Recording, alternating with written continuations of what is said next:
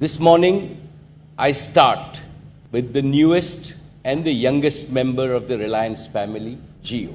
2016 में अपने मोटा भाई मुकेश अंबानी ने जियो को लॉन्च करके पूरे देश में तहलका मचा दिया था और जियो का ये तहलका जंगल में लगी आग की तरह तेजी से फैलने लगा, जिसे देखो वो घंटों घंटों लाइन में खड़े रहकर जियो के सिम कार्ड खरीद रहा था। ऊपर से मोटा भाई ने बम्पर ऑफर की तरह जियो सिम कार्ड के साथ जियो फोन भी लॉन्च कर दिया था। Let me introduce इंडिया का intelligent smartphone presenting the Jio phone, जिसके कारण देश के दूर बिछड़े गांव के लोग भी इंटरनेट की दुनिया में प्रवेश कर पा रहे थे। और यही वो वजह थी जिस वजह से 2017 में इंडिया को दुनिया में सबसे ज्यादा मोबाइल डेटा यूज करने का खिताब मिला था। पर दूसरी तरफ जंगल में लगी इस आग के शिकार दूसरी मौजूदा टेलीकॉम कंपनीज बनी। एंड माइंड यू, इस आग ने तो मोटा भाई के छोटा भाई यानी कि अनिल अंबानी की रिलायंस कम्युनिकेशंस को तक नहीं छोड़ा और उन्हें भी राख कर दिया। और बात करें दूसरी कंपनीज जैसे वोडाफोन, आइडिया, टेलीनॉर, डोकोमो जैसी भी बड़ी बड़ी कंपनियों को मजबूरन मर्ज होना पड़ा सरवाइव करने के लिए। लेकिन फिर अचानक से कहानी में आता है एक ट्विस्ट। 2020 में जियो को टक्कर देते हुए एयरटेल बहुत ही तेजी से आगे बढ़ने लगा। देखते ही देखते एयरटेल के टोटल 34 करोड़ एक्टिव सब्सक्राइबर्स हो गए थे और वहीं पर जियो ने 35 लाख सब्सक्राइबर्स खोकर खुद के टोटल काउंट को कर दिया था 32.4 करोड़। यहां तक कि एक रिपोर्ट के अनुसार जनवरी 2021 में जियो और वोडाफोन के 1.4 करोड़ यूजर्स ने अपने नंबर को एयरटेल में पोर्ट करवा लिया था। आखिर अचानक ऐसा क्या हुआ था कि एयरटेल जियो से इतना आगे निकल रहा था? ऐसी कौन सी स्ट्रैटेजीज एयरटेल अपना रहा था जिस वजह से उसने मार्केट को टेक ओवर कर लिया? इंडिया की चॉइस बदल गई है, और वो भी बिना जियो के जैसे फ्री में सिम कार्ड्स बांट के। और क्या इसके चलते एयरटेल ही टेलीकॉम इंडस्ट्री को राज करने वाला है? वेल फ्रेंड्स, हेलो, मैं हूं गौरव और आज के इस वीडियो में हम जानेंगे कि आखिर out of the very many telecom companies how is Airtel beating Jio. सबसे पहले तो जानते हैं कि जियो के आने के बाद किसको कितना बड़ा फटका पड़ा। बेसिकली जियो के आने से पहले अलग अलग कंपनियों वाली टेलीकॉम इंडस्ट्री मानो एक हरे भरे से बगीचे जैसी थी। आपको याद होंगे वो दिन जब 1 GB डेटा के लिए हमें 200, 250 रुपए भरने पड़ते थे, और वो डेटा भी 2G वाला डेटा जिसमें साला व्हाट्सएप के अलावा कुछ यूज ही नहीं कर सकते। फिर उसके बाद एक दिन अचानक से एंट्री होती है जियो की, जो कि एक मधुमक्खी की तरह सारे कंपनियों को डंक मारने लगा। और जियो के इस भयंकर डंक का सबसे बड़ा शिकार हुआ एयरसेल, जिसने फरवरी 2018 में नेशनल कंपनीज लॉ ट्रिब्यूनल को यह कह दिया कि भैया मार्केट में बढ़ते कंपटीशन और 15,000 करोड़ के कर्ज के कारण हमारा तो दिवाला निकल चुका है। इस वक्त एयरसेल की ऐसी हालत देखकर वोडाफोन और आइडिया जैसी बड़ी बड़ी कंपनियों को भी अगस्त 2018 में साथ में मर्ज होना पड़ा। अब जहां पर मार्केट लीडर्स का ये हाल था, वही टेलीनॉर जैसी कंपनियां जो उस वक्त मोबाइल नेटवर्क प्रोवाइड करती थी, उसे तो फरवरी 2017 में ही अपना धन दौलत, अपनी बिल्डिंगें, लाइसेंसेस, कस्टमर्स सब कुछ एयरटेल को लगभग मुफ्त में देना पड़ा। और उस वक्त टेलीनॉर कंपनी में काम करने वाले 20,044 एम्प्लॉइज रातों रात बेरोजगार हो गए। पर एम्पायरिकली अगर देखा जाए तो ये तो कुछ भी नहीं था। इंडिया में कोरोना के फर्स्ट वेव के बाद अनएम्प्लॉयमेंट रेट 14.5% सीधा 23.5% हो गया था। लोग फिर कॉन्स्टेंटली अलग अलग जॉब पोर्टल्स में जॉब के लिए अप्लाई कर रहे थे, जहां से या तो जॉब के लिए कोई रिप्लाई नहीं आ रहा था या फिर अगर इंटरव्यू शेड्यूल भी हो रहा था तो महीनों बाद। कुछ लोग इंटरव्यू देते और यूं ही रिजेक्ट हो जाते थे और उन्हें कोई प्रॉपर फीडबैक भी नहीं मिलता जिसपे वो इंप्रूव कर सके। How frustrating is that? मतलब क्या आपको नहीं लगता कि आपको पता चलना चाहिए कि अगर आप किसी इंटरव्यू में रिजेक्ट हुए हो तो आखिर क्यों हुए हो, ताकि आप उस पर इंप्रूव कर सको? इसका मतलब इस पैंडेमिक ने हमें साफ साफ ये दिखा दिया था कि हमारे सिस्टम को अपग्रेडेशन की जरूरत थी। कोई ऐसा सिस्टम आना चाहिए जिसमें हम जैसे इंटरव्यू शेड्यूल करें वैसे ही तुरंत इंटरव्यू शेड्यूल हो जाए, और इवन अगर हमें उस कंपनी के फाउंडर या सीईओ से बात करनी हो डायरेक्टली उस कंपनी के बारे में और इंफॉर्मेशन जानने के लिए, तो एक कम्युनिकेशन चैनल ओपन हो सके सभी एप्लीकेंट्स के लिए। I mean, आप डायरेक्टली उस कंपनी के हायरिंग मैनेजर से ही पूछ सकते हो कि इस पर्टिकुलर जॉब रोल के लिए आप परफेक्ट मैच हो कि नहीं, मतलब आपके स्किल्स क्या ये वही स्किल्स है जो उस कंपनी को अपने टीम में चाहिए। और अब आप सभी लोग सोच रहे होंगे कि ऐसा जॉब पोर्टल पूरे इंडिया में कहीं पे है ही नहीं, लेकिन I would like to say you are wrong over here, because हायरेक्ट एक ऐसा जॉब पोर्टल है जहां पर आपको एग्जैक्टली यही प्रिविलेजेस मिलेंगे। यानी कि आप बड़े बड़े कंपनीज के डायरेक्टली फाउंडर्स और सीईओज तक से बात कर पाओगे, या फिर हायरिंग मैनेजर्स से डायरेक्टली बात करके इंटरव्यू शेड्यूल कर पाओगे। प्लस ये इतना ब्रिलियंट आइडिया है कि इसे आज के तारीख में 30,000 से ज्यादा स्टार्टअप्स भी यूज कर रहे हैं। और स्टार्टअप्स, जैसे आप जानते हो, उन्हें हमेशा एम्प्लॉयज की जरूरत होती है, जिनमें वर्क करने से आपको एक्सपीरियंस भी बहुत अच्छा मिलता है और आपके स्किल्स भी बहुत तगड़े डेवलप होते हैं। यहाँ पर जितनी भी जॉब लिस्ट होती है ना, वो 100% वेरीफाइड और जेन्युइन होती है, no scams and no spams. और इस ऐप को यूज करना तो बहुत ही सिंपल है, बस इस ऐप को डाउनलोड करो, अपने प्रेफरेंस को सिलेक्ट करो, आप किस सेक्टर में काम करना चाहते हो वो सिलेक्ट करो, अपनी प्रोफाइल बनाओ और एक मस्त सा क्रिस्प सा बायो लिखो, एंड दैट्स इट। इसके आगे हायरेक्ट का आर्टिफिशियल इंटेलिजेंस आपके प्रेफरेंस द्वारा जॉब मैच करवाएगा और आपके सामने आपको रेकमेंड करेगा। बस इतना इजी है हायरेक्ट पे जॉब सर्च करना। तो अभी जाओ डिस्क्रिप्शन पे, लिंक दिया रहेगा, वहां पे क्लिक करो और अपना प्रोफाइल बनाओ, एंड हैप्पी जॉब सर्चिंग। लेकिन मुफ्त में क्यों? वेल, वो इसीलिए क्योंकि टेलीनॉर भी कर्ज में डूब रही थी, और तब डूबते को तिनके के सहारे जैसा उसे एयरटेल ही मिला, जिसने बोला कि तू मुझे सब फ्री में दे दे, तेरा कर्ज मैं चुका देगा। जिसके बाद फिर से जुलाई 2019 में 130 करोड़ का लॉस झेलने के बाद टाटा डोकोमो को भी कर्ज से निकलने के लिए अपने मसीहा एयरटेल के साथ मर्ज होना पड़ा। इस सब के दौरान जियो बैकग्राउंड में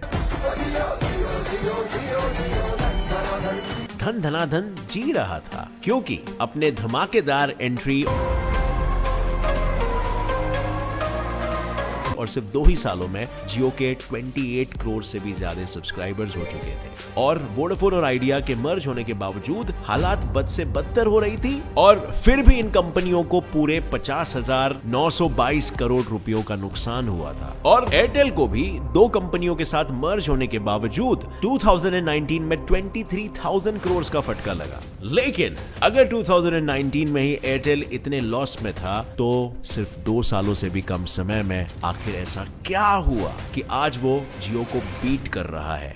यहां पे आती है इंटरेस्टिंग कहानी। सबसे पहले तो एयरटेल ने प्रोडक्ट सर्विस इकोसिस्टम को अडॉप्ट किया। अब अगर आप ध्यान से ऑब्जर्व करोगे तो यू विल नोटिस कि जियो और एयरटेल सिर्फ टेलीकॉम कंपनियां ही नहीं है, बल्कि ये एक पूरा अंडर कंस्ट्रक्शन डिजिटल इकोसिस्टम है, जो आपके लाइफ के कुछ बहुत ही महत्वपूर्ण पहलुओं में अपने प्रोडक्ट्स प्लेस करना चाहते हैं। और उनके स्ट्रैटेजी को कहते हैं प्रोडक्ट सर्विस इकोसिस्टम, जिसके नायक और कोई नहीं बल्कि अपने स्टीव जॉब्स ही थे, जिन गुरुजी का कहना यह था कि बालकों, अपने प्रोडक्ट को कस्टमर की लाइफस्टाइल में इतनी आसानी और छुपके से प्लेस करो कि उन्हें आदत लग जाए और उन्हें ये पता भी ना चले, और बाद में वो आदत छोड़ना उनके लिए मुश्किल ही नहीं, नामुमकिन हो जाए। अब पहले तो ये जान लेते हैं कि आखिर ये काम कैसे करता है। वेल, बेसिकली स्ट्रैटेजी में 3 मेन एलिमेंट्स होते हैं: एंट्री लेवल प्रोडक्ट, रिटेनर्स और अपसेल्स। और ये काम कुछ इस तरह से करता है कि समझो आप एक जियो सिम कार्ड खरीदते हो, ये हो गया आपका एंट्री लेवल प्रोडक्ट। लेकिन इस एंट्री लेवल प्रोडक्ट में आपको सिर्फ इंटरनेट कॉलिंग एंड टेक्सटिंग की सुविधाएं नहीं, बल्कि जियो टीवी, जियो म्यूजिक, जियो सिनेमा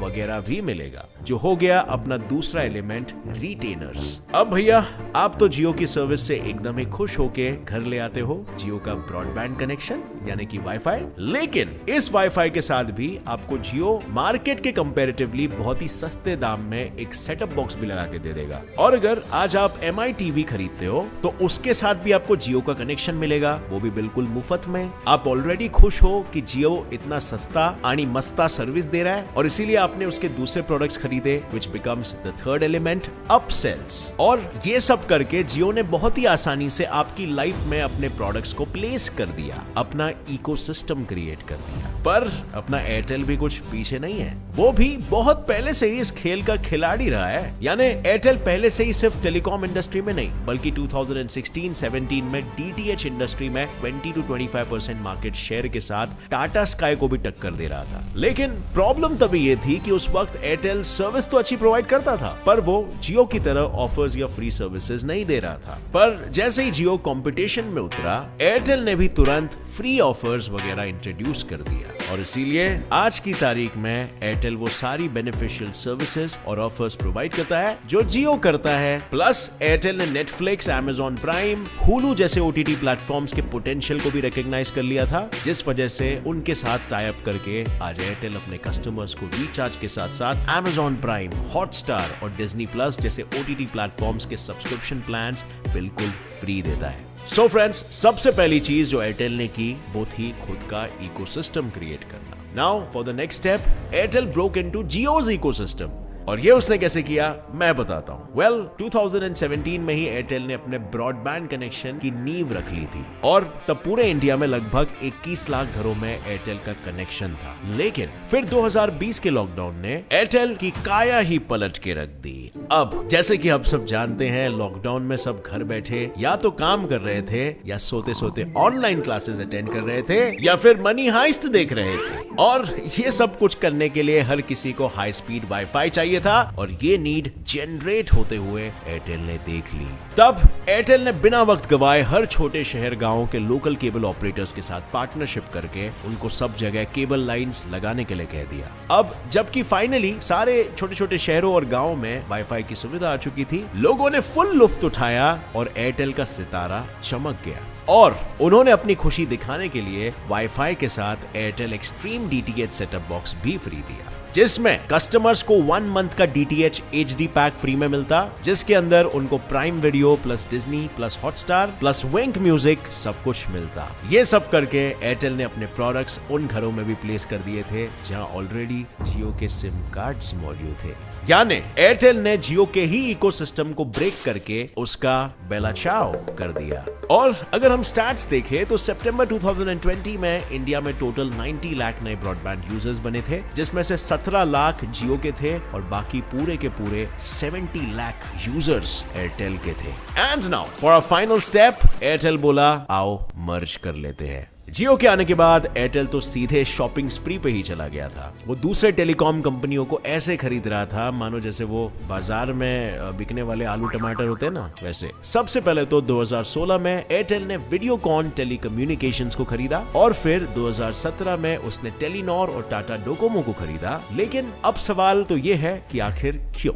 वेल, इससे उनको 2 मेजर बेनिफिट्स मिले। एक तो उनको और ज्यादा स्पेक्ट्रम मिला और दूसरा ये कि जियो इन कंपनियों को खरीद के एयरटेल को कॉर्नर कर दे, उससे पहले एयरटेल ने ही इन्हें एक्वायर कर लिया। अब अगर आपको स्पेक्ट्रम का मतलब नहीं पता तो मैं बताता हूँ। बेसिकली स्पेक्ट्रम का मतलब होता है रेडियो वेव्स, जिसका इस्तेमाल रेडियो FM से लेकर वाईफाई और कॉलिंग सब के लिए किया जाता है। और हर देश की गवर्नमेंट देश में मौजूद रेडियो वेव्स को कंट्रोल करती है, यानी वो नीलामी रख के डिसाइड करती है कि किस कंपनी को कितने रेडियो वेव्स मिलने चाहिए। पर ज्यादा या कम रेडियो वेव्स या स्पेक्ट्रम से होता क्या है? वेल, जिस कंपनी के पास जितना ज्यादा स्पेक्ट्रम है उसका नेटवर्क उतना ही ज्यादा स्ट्रॉन्ग और फास्ट होता है। एक तरीके से आप इसे बैंडविड्थ समझ सकते हो। यानी जब एयरटेल ने इन कंपनियों को एक्वायर किया तब एयरटेल को इनके स्पेक्ट्रम, इनका बैंडविड्थ मिल गया, जिसके कारण एयरटेल के नेटवर्क की स्पीड 3 कंपनियों के 3x जितनी स्पीड हो गई।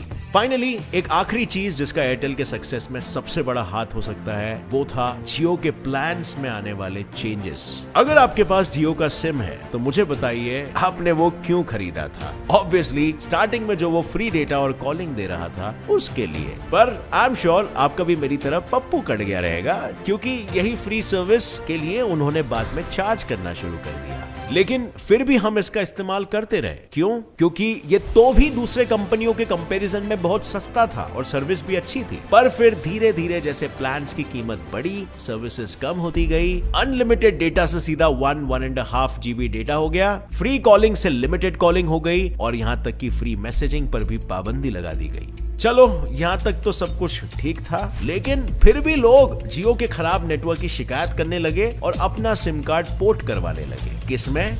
एयरटेल में। क्योंकि एयरटेल दिन ब दिन अपने प्लान्स की कीमत कम कर रहा था और बेहतर नेटवर्क और सर्विस प्रोवाइड कर रहा था। इसीलिए तो फरवरी 2021 में जिन 1.16 करोड़ लोगों ने अपने सिम कार्ड को पोर्ट करवाया था, उनमें से ज्यादातर लोगों ने जियो और वोडाफोन आइडिया से एयरटेल में ही पोर्ट करवाया था। बिजनेस इनसाइडर ने जुलाई 2021 को यह आर्टिकल पब्लिश किया जिसका कहना यह है कि जियो और एयरटेल के बीच की जंग में जियो फिर एक बार आगे निकल रहा है। मतलब अगर हम मार्च और अप्रैल 2021 की बात करें तो जियो ने अपने नेटवर्क पर 1.2 करोड़ नए सब्सक्राइबर्स ऐड किए थे और वहीं पर दूसरी तरफ एयरटेल ने 50 लाख से भी कम। तो फिर क्या इतना सब करने के बाद भी एयरटेल इस जंग में हार गया था? तो क्या फिर से आगे बढ़ने के लिए एयरटेल के पास कोई प्लान है या नहीं? वेल, फिलहाल तो दो प्लान्स हैं। नंबर 1, बेहतर नेटवर्क। मई 2021 में भारतीय एयरटेल द्वारा ओन्ड कंपनी OneWeb ने 36 नए लो अर्थ ऑर्बिट सैटेलाइट्स को लॉन्च किया। ये लॉन्च बेसिकली उनके 5 to 50 प्रोग्राम का हिस्सा था और इस प्रोग्राम का मकसद है मई 2022 तक इंडिया में फुल सैटेलाइट ब्रॉडबैंड सर्विस लाने का। हाल ही में लॉन्च हुए 36 सैटेलाइट्स के बाद स्पेस में उनके टोटल सैटेलाइट्स का नंबर बढ़ के 218 हो चुका है। Number 2, 5G in India. जनवरी 2021 में एयरटेल हैदराबाद में 5G नेटवर्क को पब्लिकली डिस्प्ले करके भारत में 5G लाने वाली पहली टेलीकॉम इंडस्ट्री बनी। I'm delighted to tell you that we have the first in India to successfully demonstrate live 5G over a commercial network in our own city of Hyderabad. उन्होंने ये same demonstration Mumbai और गुरुग्राम में भी किया, जहां मुंबई में 5G की स्पीड पूरे 1000 Mbps जितनी थी। और अब एयरटेल दुनिया के सबसे बड़े माइक्रो प्रोसेसर या कहो कंप्यूटर चिप सप्लायर इंटेल के साथ कोलैब करके जल्द से जल्द 5G को इंडिया में लाने के लिए रेस में आगे बढ़ रहा है। और उनका कहना यह है कि वो जनवरी 2022 तक इंडिया के बड़े बड़े शहरों में 5G को लेकर आ जाएंगे। लेकिन अब जब एयरटेल अपनी जीत वापस हासिल करने के लिए इतना सब कर रहा है तो क्या लगता है आपको, जियो पीछे रहेगा? Of course no, right?